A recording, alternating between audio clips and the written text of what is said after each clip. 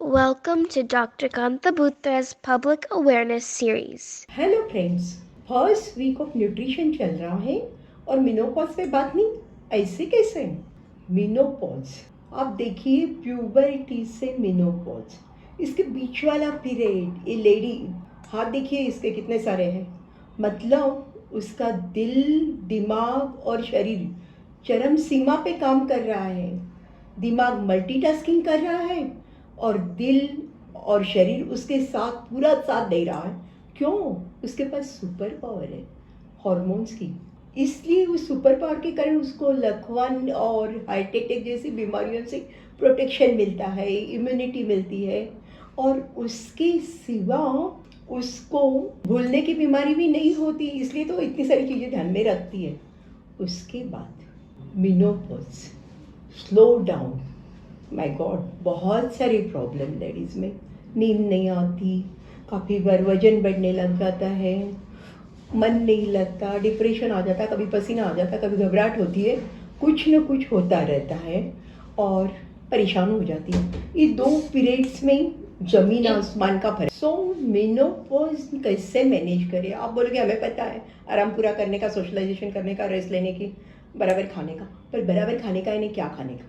इसके लिए मेरे साथ है आरती जायसवाल, MSc न्यूट्रिशन उसने किया हुआ है और महावीर हॉस्पिटल की चीफ डाइटिशियन है फॉर लास्ट 14 ईयर्स।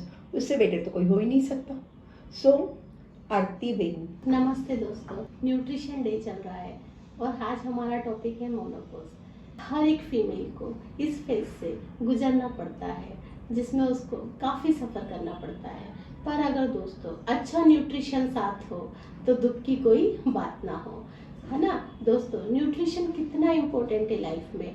अगर हम अच्छा न्यूट्रिशन लेते हैं, यकीन करिए ये सारे प्रॉब्लम्स कम हो सकते हैं लाइफ में। जैसे कि हर एक फीमेल को मोनोपॉज जब आता है तो बोन्स के ऊपर ज़्यादा इफेक्ट देखने को मिलता है। बोन्स में क्या पाया जाता है दोस्तों? बोन्स में कैल्शियम ज़्यादा पाया जाता है। अगर हम अच्छा कैल्शियम लेते हैं, कैल्शियम एब्जॉर्प्शन के लिए विटामिन डी बहुत ज़रूरी है, तो जब हम अच्छा कैल्शियम लेते हैं साथ में विटामिन डी लीजिए, जिससे हमारे बोन्स मजबूत होंगे।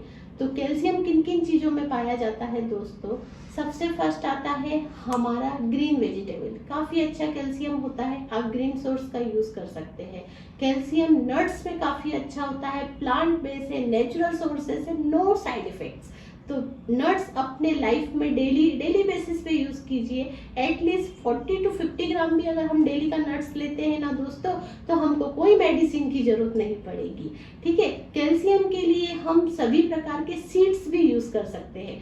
सीड्स में काफ़ी अच्छा कैल्शियम है, एब्जॉर्प्शन में भी बहुत ईजी है, तो सीड्स का यूज़ कीजिए। मखाने में बहुत अच्छा कैल्शियम है दोस्तों। अगर एक ग्रीन टी के साथ एक बाउल मखाना हो जाए ना तो मज़ा ही आ जाए दोस्तों। ठीक है, तो अपने डाइट में मखाने को यूज़ कीजिए। ड्रम स्टिक का सूप ले लीजिए, ड्रम स्टिक में इतना अच्छा कैल्शियम और आयरन है। अगर डेली बेसिस पे हम मखाना और ड्रम स्टिक सूप लेते हैं ना, तो हमारा कैल्शियम मंथली रिक्वायरमेंट पूरा हो सकता है। सेचेट विटामिन डी बहुत जरूरी है एब्जॉर्प्शन के लिए, तो आप इसका सेचेट या अपने कंसल्टेंसीज के बारे में आप डिसाइड कर सकते हैं कि क्या लेना है।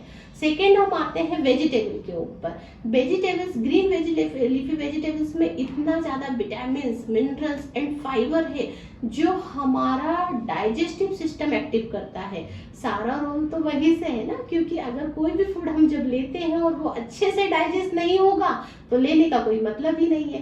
तो हमको ये देखना है कि किस तरीके से हम हमारे डाइजेस्टिव सिस्टम को एक्टिव कर सकते हैं, तो उसमें बहुत इंपॉर्टेंट रोल निभाता है ग्रीन वेजिटेबल्स। ग्रीन वेजिटेबल्स अगर हम अच्छे से लेते हैं, लाइक पालक है, मेथी है, ब्रोकली है, तो इससे हमारा डाइजेस्टिव सिस्टम बहुत एक्टिव होता है।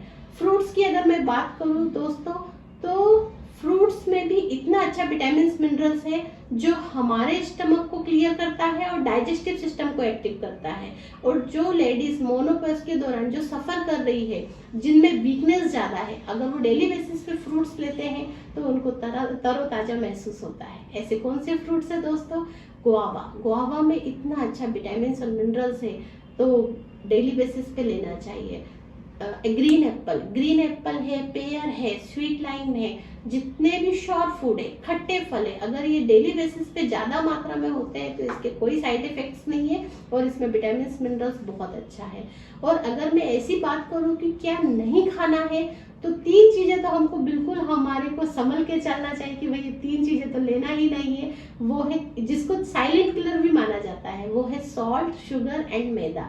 ये बॉडी के लिए इतना हार्मफुल है जिसमें कोई न्यूट्रिशन नहीं है और ये सबसे ज्यादा हमारे बोन्स के ऊपर इसका इफेक्ट देखने को मिलता है।